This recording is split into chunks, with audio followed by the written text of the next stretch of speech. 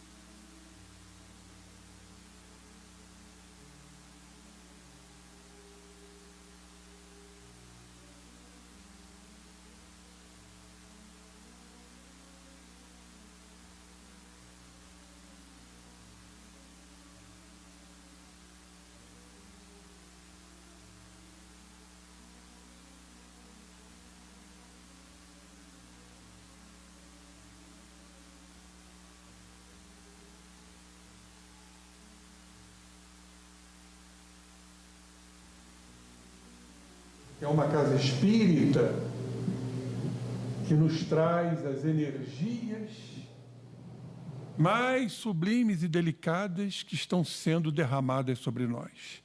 Aqui estamos em paz. Quando estamos orando, normalmente estamos em paz. Estamos abrindo nossos corações, nossas mentes, através da oração, e certamente entramos no que chamamos de um estado alterado de consciência. Da mesma forma, a meditação. Quando praticamos a meditação, em nossos lares, como nos recomenda Santo Agostinho, na questão 919A de O Livro dos Espíritos, que façamos à noite um trabalho de meditação, de autoconhecimento, de avaliação daquele dia, geralmente turbulento, de grandes conturbações, para nos entendermos um pouco. Então, neste momento, nós estamos em paz. Mas e no dia a dia? No trânsito, nas confusões, neste mundo que está ainda entrando num processo de transição, ainda turbulento. As criaturas humanas, isso faz parte do processo evolutivo, as criaturas humanas estão muito desequilibradas, muito ansiosas. É o que mais se vê, o que mais se fala no nosso dia a dia. Então nós não vivemos verdadeiramente essa paz. Vivemos momentos de paz. E se nós entendermos a importância da paz para a nossa saúde integral, o que é uma saúde integral? Saúde integral é a saúde psíquica e, consequentemente, a saúde física. Quem não deseja isso? Ninguém vai ao médico. Ninguém vai tomar o remédio, porque o remédio está em nós. A paz, que consta numa das bem-aventuranças, nós sabemos. Bem-aventurados os pacíficos, porque serão chamados filhos de Deus. Então Jesus, no Sermão da Montanha, já está assinalando a importância da ciência da paz. A paz, ciência. E a gente vive num mundo de impaciências, atendendo fundamentalmente os interesses do ego, do egoísmo, do egocentrismo, dos interesses pessoais, como está lá no Livro dos Espíritos. Qual o sinal mais característico da imperfeição humana? Pergunta Allan Kardec. A espiritualidade respondeu: o interesse pessoal, o egoísmo. E, logicamente, essas criaturas não vivem em paz, vivem com medo, vivem inseguras, vivem transtornadas. Então nós precisamos entender o quê? O caminho da paz. Aí vamos lembrar um grande filósofo do passado, lá da antiga Índia, chamava-se Lao Tse. Lao Tse, ele criou uma religião, podemos dizer assim, chamada de taoísmo. E ele preconizava o seguinte: a paz não encontra-se fora de vós, mas dentro de vós. Então a paz ela tem que ser buscada, porque ela está em nós. As bem-aventuranças estão em nós. Nos falta uma abertura através da vontade, do querer, da razão, do bom senso, para nos abrirmos a essa paz. Então não adianta, como digo, irmos para o interior, para o meio do mato, cercado de animais, em busca da tão anelada paz. Chegando lá, vamos nos irritar com as mínimas coisas. Isso evidencia claramente que a paz não está no ambiente, embora ela seja também importante. Os 3 tipos de paz: a paz ambiental, em que estamos aqui buscando fazer entender a necessidade de se respeitar a natureza. O ser humano, o grande predador, vem destruindo a natureza. Então, a paz ambiental. Em segundo lugar, a paz social. As nossas relações como criaturas humanas que somos. A humanização. Isso é muito difícil, porque as criaturas estão conflitantes. E diante dos conflitos, atendendo os interesses egóicos, as pessoas estão se afastando, com mágoas, com culpas, com ressentimentos, com impaciência, com intolerância, no mundo íntimo. E aí vamos entrar no terceiro tipo de paz, a paz interior. E se a paz está em nós, o que devemos fazer, companheiros, em momentos tão difíceis como esses que estamos testemunhando? Temos que construir a paz. Claro que vem a pergunta imediata: como construir a paz? Como nos abrir a essa paz se trazemos ainda tantas deficiências? Autores nos dizem dos opostos que existem em nós. Por isso somos seres duais. Todos nós somos duais. Agora, alguns já estão despertando para essas dualidades. Vamos dar um exemplo. O bem e o mal, a tristeza e a alegria, a paciência e a impaciência, a tolerância e a intolerância. Nós somos portadores desses 2 tipos de sentimentos, uns mais predominantes que outros. Diria que uma grande parte predomina o lado mais sombrio, embora essas criaturas tragam dentro de si os valores que levam, desde que haja uma construção, à paz. Foi exatamente isso que a criatura ainda não entendeu, que Jesus nos falou. Lá no Evangelho de João, capítulo 20, versículos 19 a 21. Por que Jesus, aonde chegava, para as suas prédicas, ele dizia sempre que a paz esteja convosco? Por quê? Era uma repetição sempre dele.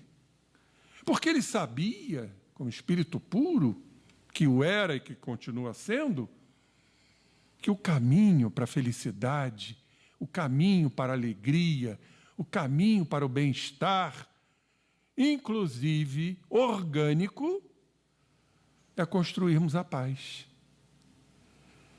Aí está exatamente a vereda para termos uma saúde integral. Por que adoecemos? Porque estamos sempre diante de problemas.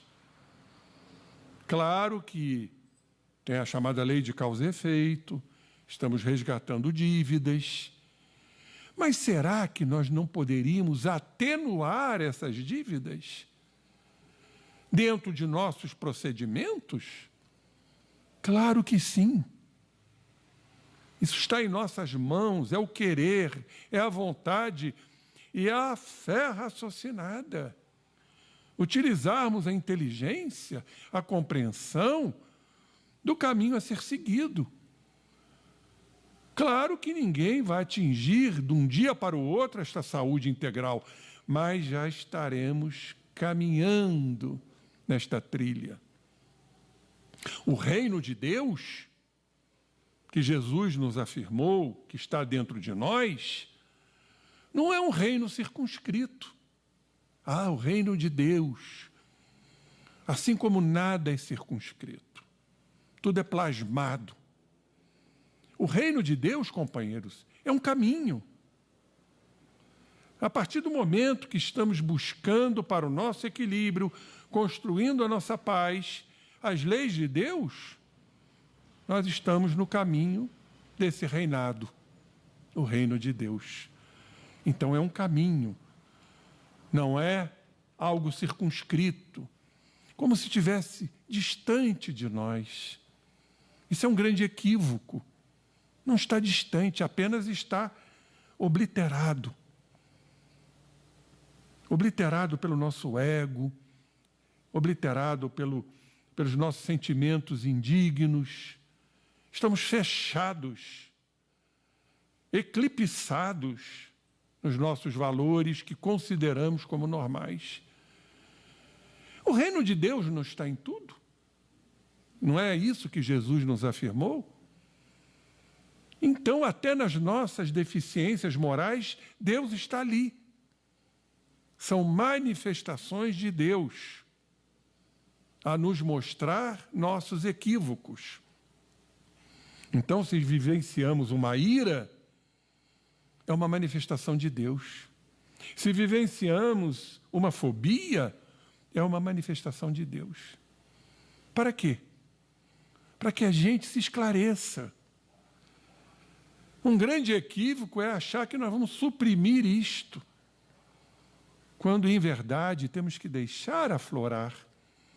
Como é que eu vou vencer o meu medo se eu não reconhecê-lo? Como é que eu vou reconhecer o meu ódio, a minha ira, a minha impaciência, a minha intransigência, se eu não reconhecer isto? Então, isso se chama construção da paz. Exatamente isso. Deixar vir, deixar acontecer, porque aí entra a razão. E, normalmente, a razão com a emoção. Caminham juntinhas. No processo de autoexame, no processo deste autoconhecimento tão propalado no meio espírita, porque se eu não me conhecer, como é que eu vou me transformar? Eu vou ter que ficar perambulando ou mourejando por inúmeras encarnações de sofrimento? Esperar a dor mais gigante, mais hiperbólica, para que eu possa despertar a minha consciência? Por que não fazer isto agora? Então, a construção da paz, meus irmãos, está dentro de nós. É trabalharmos nossas dualidades, chamadas de opostos. E precisamos reconhecer isto.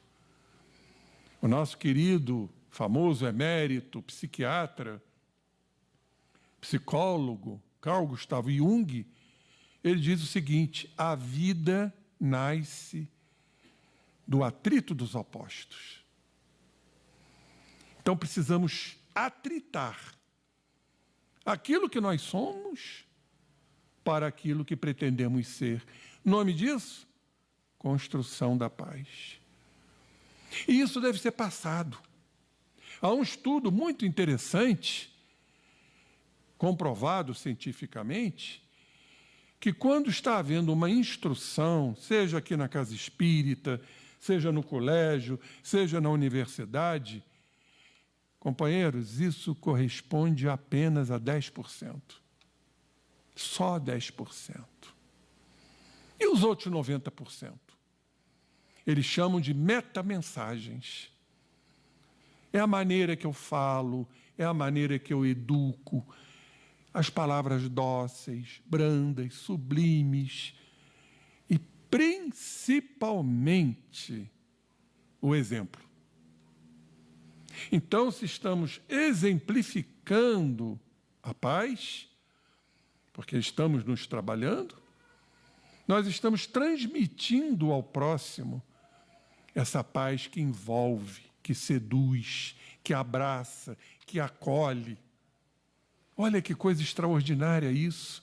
90% metamensagens. Então não é simplesmente o que falo, as palavras, mas o que envolve essas palavras. Existem palavras e existem palavras.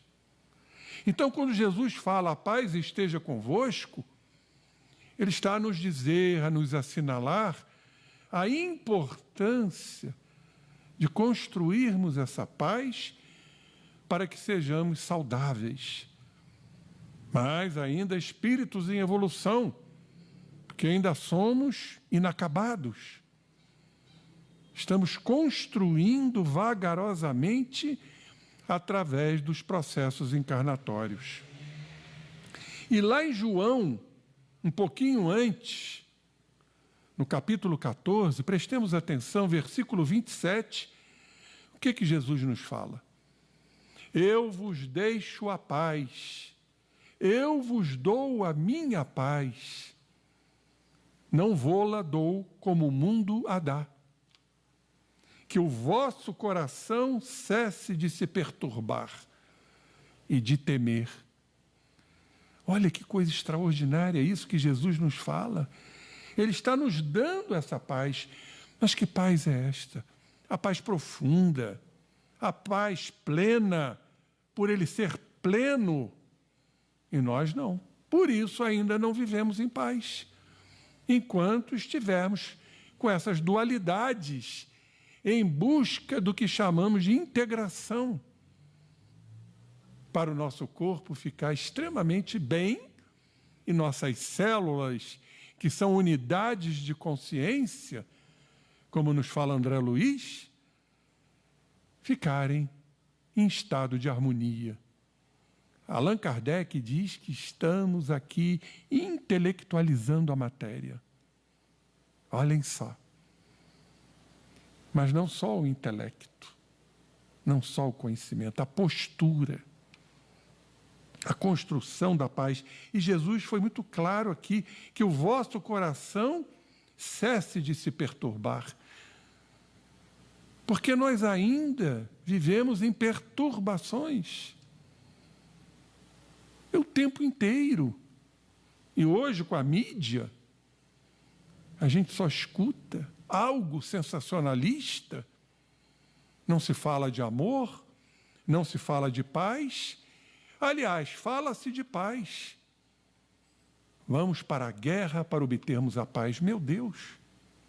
Como a guerra vai levar a paz? E senão o ódio que vai se propagar ao longo dos tempos. É o que nós estamos vendo aqui. Então não existe a guerra pela paz. A paz não requer guerras. A paz requer amor. Então ainda vivemos sob efeito de perturbações. Por quê? Por conta das nossas dualidades. Por conta ainda de vivermos sob as expensas das nossas sombras, do nosso passado. Por isso a necessidade precípua da encarnação. Mas olha o que Paulo diz aos Filipenses 4:7. E a paz de Deus, que ultrapassa toda compreensão, guardará os vossos corações e os vossos pensamentos em Jesus Cristo. Aí sim. Então, quando o Mestre amado fala que a paz esteja convosco, olhem só a metamensagem, porque ele falava com doçura, com sublimação, com amor. Não a frase em si, que como os cientistas hoje estão descobrindo, já descobriram, a intelectualização é importante, mas responde apenas por 10%. O que é importante é a docilidade, a afabilidade, transmitir com carinho, com apreço. Mas não é só aqui, mas é fora daqui. No momento de turbulência, exatamente, é pregar a paz. Se nós formos no hebraico, Jesus, onde chegava, ele falava em hebraico. Ele não falava que a paz esteja convosco. O que Jesus falava? Shalom, shalom. A paz esteja convosco. É a primeira palavra de Yeshua. Yeshua era Jesus, a seus discípulos. E o que é shalom em hebraico? Quer dizer estar inteiro. Nós não estaremos em paz enquanto não formos inteiros, inteiramente nós mesmos. Aí, queridos irmãos, nós temos uma longa caminhada encarnatória. Nós não temos ideia do que praticamos. Estamos aqui ainda num planeta de sofrimentos, agora já dando seus primeiros passos na regeneração, que não vai ser em séculos, será provavelmente em milênios. Aliás, a regeneração já começou a ser trabalhada desde os primórdios. Kardec fala sobre isto, quando ele codificou a doutrina espírita. Então já não é agora, não é esse o momento. Então, shalom quer dizer estar inteiro. Então precisamos de quê? Para nós, para os nossos herdeiros, para a nossa família, para a nossa casa espírita, para a nossa comunidade, para a nossa sociedade. Precisamos, além de nos construirmos, fazer com que eles se construam. Qual é o nome disso? Educação. Como diz Kardec, educação é um conjunto de hábitos adquiridos. E educação dentro do lar, mas também educação dentro de colégios, de universidades, que precisam se abrir a novos conceitos. Não formar apenas alunos para o mercado de trabalho, mas formarmos criaturas para o bem e para o amor. E aqui eu vou citar uma criatura, considerada uma criatura muito evoluída, que já nos deixou e que simplesmente já construiu mais de 100 escolas distribuídas pelo mundo, não importando o credo e não importando a religião. Satya Sai Baba. Eu li um pouco a vida dessa criatura, desse indiano, e realmente ele fundou escolas, espero que estejam continuando, escolas voltadas para o amor. Vejam bem, os 5 princípios do EVH. O que é EVH? Educação Satya Sai Baba de valores humanos. Os 5 princípios desse indiano, desse hindu, que pregava não violência, estão na doutrina espírita.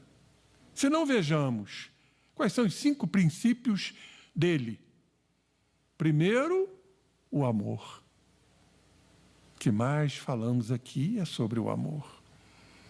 Segundo, a paz, que deva ser construída. Em terceiro lugar, a não violência. Não revidarmos, não retaliarmos, não retrucarmos, como é difícil isto. E ele pregava isto, como Jesus pregou. Quando Jesus fala, não resistam ao mal, ou seja, não revidem, porque é uma violência. E quem está violento não está em paz. Quando Jesus fala, isto é simbólico, virar a outra face, temos que entender isto, não é se submeter à violência, é não revidar. A teoria, a filosofia de Jesus é não revidar. Agora, não devemos nos submeter ao erro, que isso é patológico. Então, seria a não violência ativa. Será que Jesus pregava isto? Sim. É uma frase do Cristo que diz, não, não, sim, sim. Quantas vezes temos que dizer não? Isso não é desamor, isso não é contrariedade. Isso é buscar o certo dentro das leis éticas e morais. Jesus, por isso, não era agressivo. Realmente não é condizente um espírito puro ser agressivo, mas Jesus era austero, como todos nós devamos ser com nossos filhos. O filho precisa disso. Não, não, sim, sim. Normas, regras. Para isso, os pais têm que trabalhar, têm que construir a paz. Então, quando falamos de educação, está aí o caminho para a salvação? Criaturas educadas, criaturas pacíficas. Bom, nós sabemos que muitos que irão desencarnar não retornarão. Irão para orbes onde há prantos e ranger de dentes, como nos fala o Evangelho. Vão cumprir o seu processo evolutivo. Agora outros vão retornar, vão ter o mérito do retorno. Fora espíritos, a nova geração, geração nova. Você sabe o que aconteceu hoje? Gente, eu fiquei impressionado, porque não é comum isso acontecer. Falei, meu Deus, eu vou citar isso na palestra. Eu cheguei no meu prédio hoje, e o meu prédio são 2 portas, e lá no fundo do corredor tem um elevador. E eu vejo uma menininha, devia ter seus 7, 8 anos. Falei, a menininha vai subir, depois eu vou e pego o elevador. Que nada. Que nada. Ela esperou eu fechar as portas, e quando eu cheguei perto do elevador, a porta estava entreaberta. Falei, ué? Aí puxei a porta. Quando eu puxei a porta, ela estava ali. Falei, você está de parabéns, minha querida. É tão raro a gente ver isso. Singeleza, cortesia, educação. Você está de parabéns. E eu fiquei imaginando, até para o tema de hoje, isto é ou não é a geração nova que está aportando, embora necessitem de reparos? Vencer as arestas morais? Nenhum espírito crístico vai aportar aqui. São criaturas que ainda precisam de quê? Da educação. Agora, quando falamos de educar, qual dos 3 seria o correto? A gente educa sobre a paz? A gente educa para a paz? Ou a gente educa pela paz? Quando a gente fala educação sobre a paz, está nos remetendo ao passado, sobre a paz. Quando a gente fala educação para a paz, nós estamos pensando no futuro. Por que não viver o presente, educar pela paz? Exatamente isso é que nós temos que entender. Por exemplo, um termo que se popularizou pelo mundo, empregado pela Unesco, é muito repetido por escritores. Eles dimensionam a paz como algo a ser alcançado. E isso é um equívoco. A paz está em nós, a paz reina em nós. Ela precisa ser construída e não alcançada. É como se fosse uma expectativa, uma esperança para o futuro. Enquanto que a paz, meus irmãos, ela deva ser vista como uma necessidade do presente. Educar para a paz, não. Nos faz entender uma modalidade pedagógica que um dia nos levará à paz. Como se ela estivesse em algum lugar para ser alcançada ou encontrada. Sabemos que isso não é possível. A única paz possível é a paz construída, que está ao lado do nosso oposto, que precisa ser analisado, que precisa ser aceito. Essa é uma palavra-chave, aceitar o que está em nós. Só eu me aceitando, eu vou buscar a transformação e eu vou buscar a mudança. Então, essa criatura que eu acabei de citar, Sai Baba, ele tem uma frase lindíssima que diz: a educação é para a vida e não mera subsistência. Então, não é educar para ser um homem vitorioso, triunfante no seu meio de trabalho, não. É educar para a vida.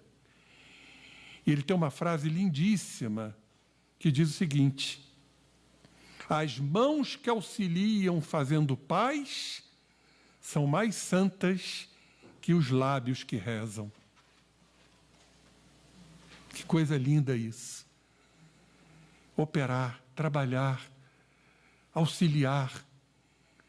A doutrina espírita não é fora da caridade, não há salvação. O que é a caridade? É claro que ela tem múltiplas faces.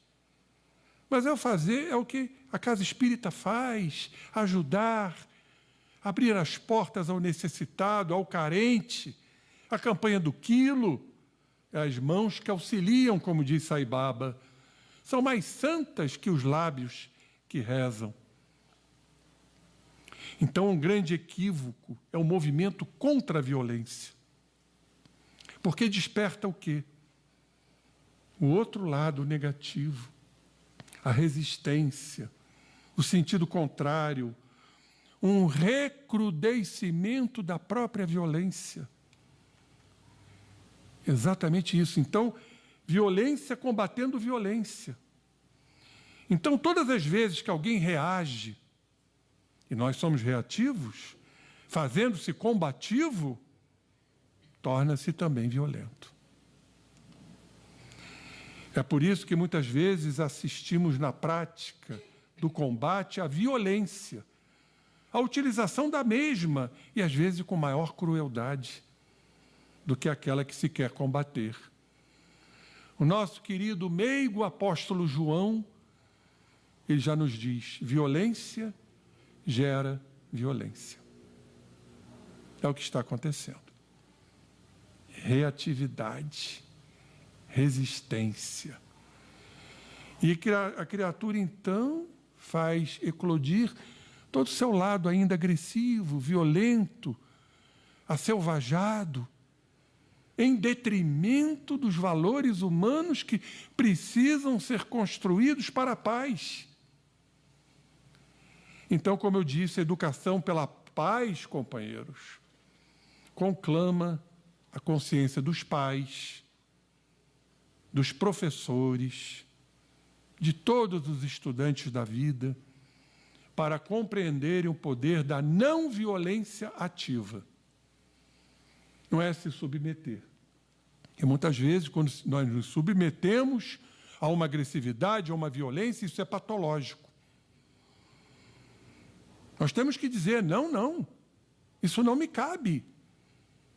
Mas não é com violência.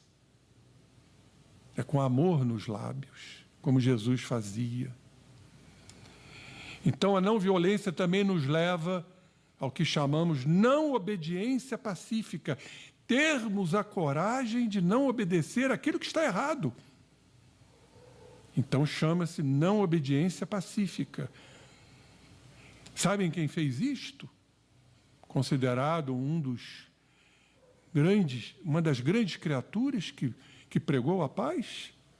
Nada mais, nada menos que Mahatma Gandhi. Esse espírito pacifista que venceu a violência inglesa, o jugo inglês, com a paz. Não reagia, não proferia nenhuma palavra que não fosse o amor, mas também não se submetia. Ele tinha coragem de não obedecer ao erro. Então, o que se precisa hoje para que comece a reinar a paz, uma das bem-aventuranças do Cristo, é a conquista da capacidade de vencer a batalha sem precisar travar a batalha. É ganhar a luta sem ter que entrar na luta. Então, a não violência é uma tradução do termo ahimsa. Isso vem lá dos antigos, dos Vedas, vem do sânscrito, que era a língua muito anterior a Jesus. Já se pregava não violência. É não provocar qualquer forma de dor ou sofrimento para todos os seres, tanto físico, quanto verbal, quanto mental. E o que mais a criatura faz, porque dá vazão ao seu lado sombrio, é provocar sofrimento.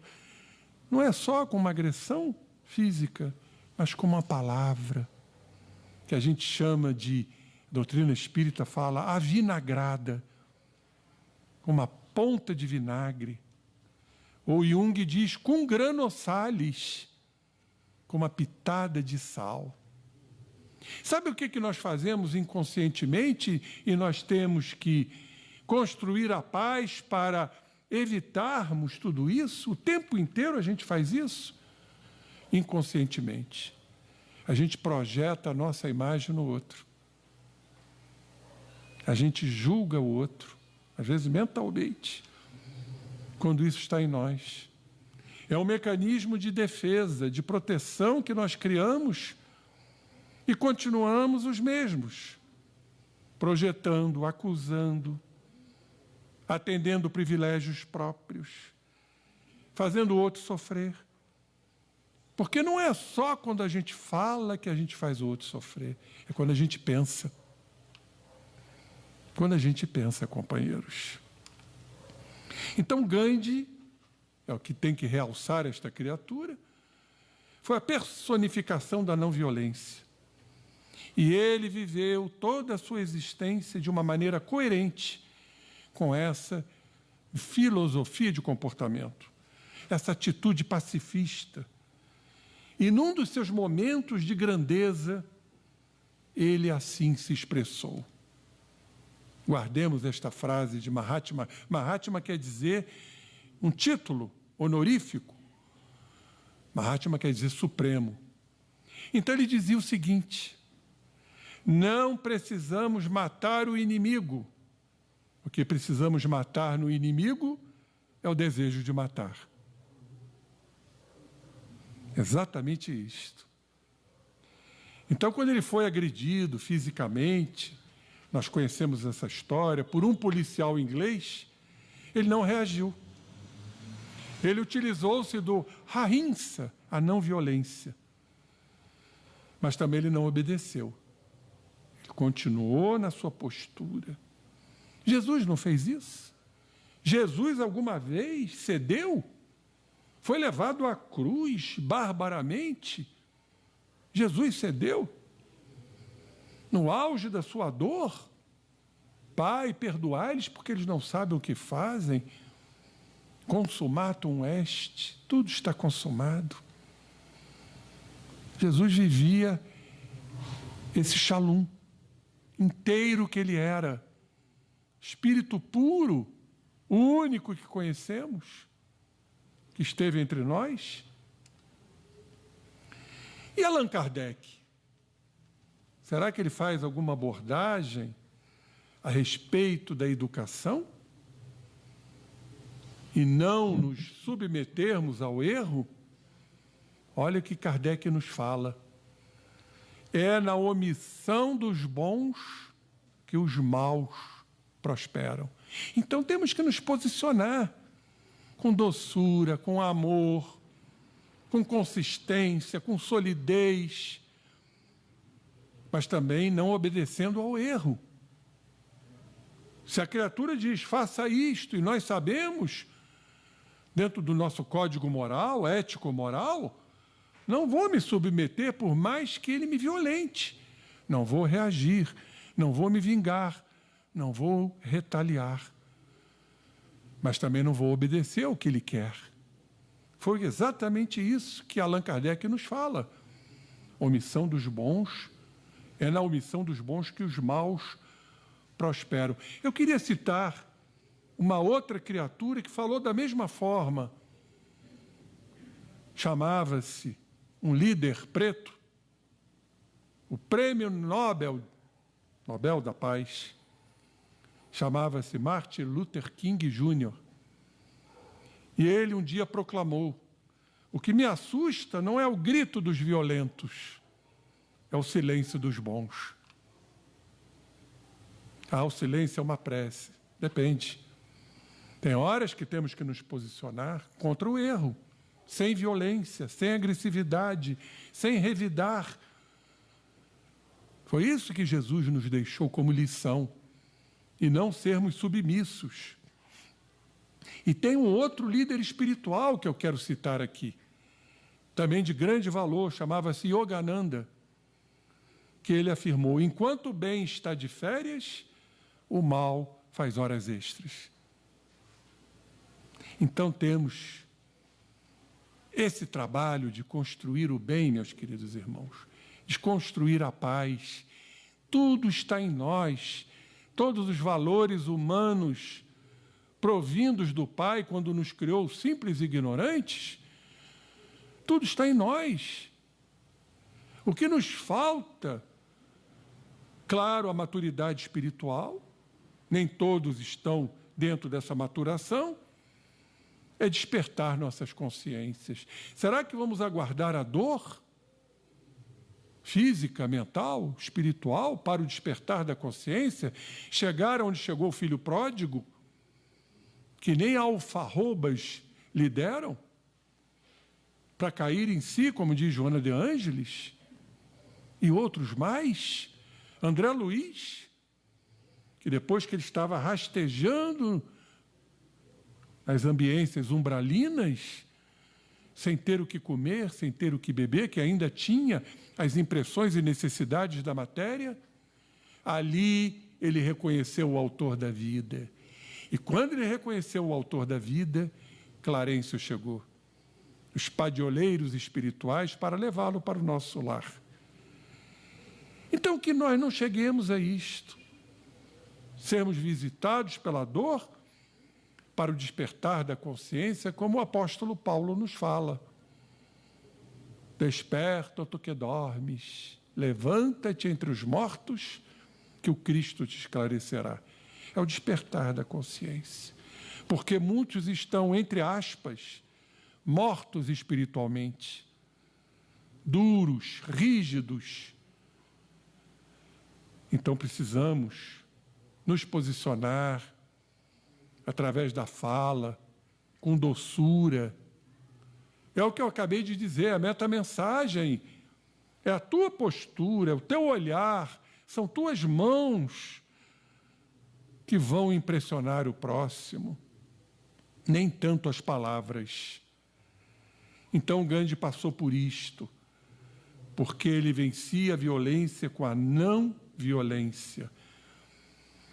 E Jesus deixou isso bem claro, em dar a outra face, não resistir ao mal, ou então quando alguém lhe roubar a capa, dele também a túnica. E o exemplo de Gandhi, vamos voltar a ele, demonstra uma outra sentença evangélica contida no maravilhoso Sermão da Montanha.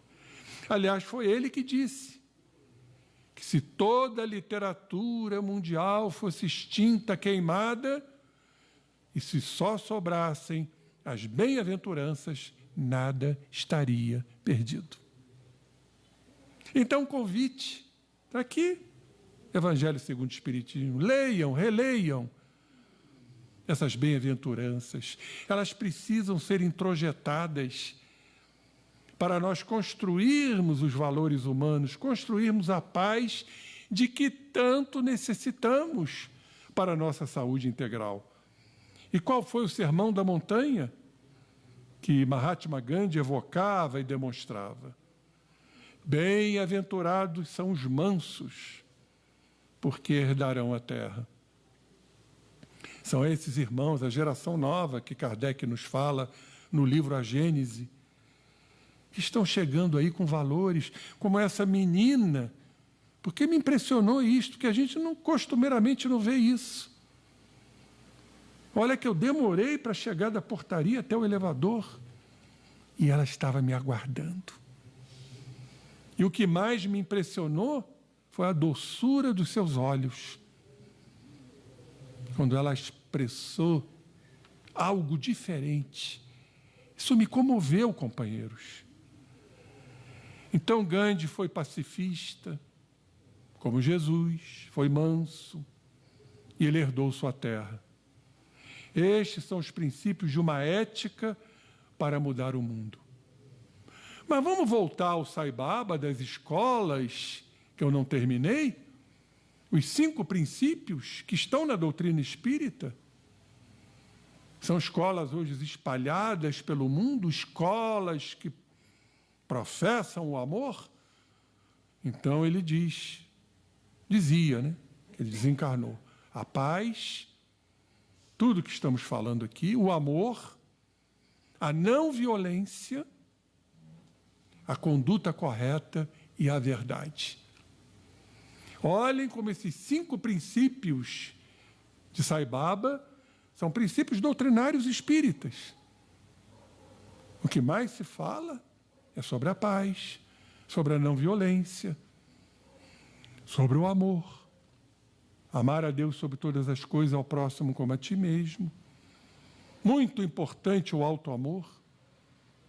Nos valorizarmos também um pouco mais, para não ingressarmos nos estados patológicos, doentios, de baixa autoestima, de frustrações, de sentimentos de menos-valia. Não, companheiros. Todos nós temos valores. Todos nós fomos criados por Deus. Todos nós temos o amor, a luz, a paz. Nós precisamos elaborar tudo isto. E hoje nós temos consciência do que deveremos fazer. Exatamente foi o que Gandhi fez, herdou sua terra também. Então a paz possível é a paz construída. E não a paz idealizada, fantasia, vou para o interior. Quantas pessoas saem da turbulência urbana em busca da paz e não vão encontrar? Não está somente no ambiente, está dentro da criatura que ainda não construiu a sua paz. E se nós entendermos que isso é fundamental para a nossa saúde, embora estejamos aqui em processos de resgate, até as doenças e enfermidades podem ser minimizadas. A ciência já nos mostra isso, a epigenética, a força mental, silenciando predisposições que estão no nosso código genético. A força mental da paz, do amor, da verdade. Jesus foi muito claro. Conhecereis a verdade, ela vos fará livres. Que verdade é essa, companheiros? Ainda temos condições de observar a verdade absoluta? Ainda não. Ela ainda é teórica. Mas a nossa verdade, a nossa realidade, que temos que agradecer de estarmos aqui sendo isto, para sermos aquilo. Essa é a proposta. Não temos que fugir e nem nos envergonharmos de sentir raiva, de sentir medo, de sermos intolerantes, impacientes, não. Isso nos leva à turbulência, nos leva a estados doentios. Por isso as criaturas ficam aí perambulando pelos consultórios médicos, em busca da pílula mágica. Essa pílula mágica está em nós. Nós temos que entender e compreender exatamente isso. Então a paz será construída a partir da pacificação de cada espírito humano. Cada um tem que fazer seu papel. Não é esperar que o outro te dê a paz. Não, você tem que construir a sua. Então, de nada adiantará o que mais se fala, o desarmamento, se não atingirmos a consciência de cada um e desarmar os nossos espíritos. É essa a conduta. Então a paz está dentro de nós ou então ela não existe. E eu queria citar aqui também uma criatura maravilhosa. Eu trouxe algumas criaturas aqui que foram importantes. Não sei se vocês conheceram, ele teve inclusive aqui uma sala da yoga, essa técnica muito importante que nos faz nos conhecer, para que a gente tenha equilíbrio, porque nós temos uma área do cérebro de autocontrole, vocês sabiam disso? Apenas nós não a utilizamos. E essa área, quando ela é trabalhada, exercitada, vai nos promover o autocontrole para não reagirmos a momentos de estresse, a momentos de ansiedade, a momentos de agressividade. E isso é a construção da paz. E a yoga é uma das técnicas também. Então, esse professor, eu conheci, em uma doçura, chamava-se José Hermógenes. Conheceu? Ele divulgou a Hatha Yoga. E ele diz aqui, praticamente para finalizar a nossa apresentação: só os ignorantes agridem, e os sábios aguardam. Aquele que agride, porque ignoram as leis de Deus, eles precisam se acharem fortes na humilhação, na perversidade. E o verdadeiro sábio aguarda. Sabe aguardar o momento, não se submetendo e até orientando o agressor. Isso é o que nós chamamos de não obediência pacífica. Então, que nós possamos docemente trabalharmos a paz que está em nós. E aí sim, companheiros, vamos ter momentos mais felizes, de maior alegria, mesmo diante das enfermidades. Porque vamos saber que as enfermidades são caminhos. Aliás, é um título de um livro, A Doença como Caminho. Precisamos adoecer para nos tornarmos saudáveis. Então, guardemos na nossa acústica a frase de Jesus: que a paz esteja convosco e com todos nós. Graças a Deus.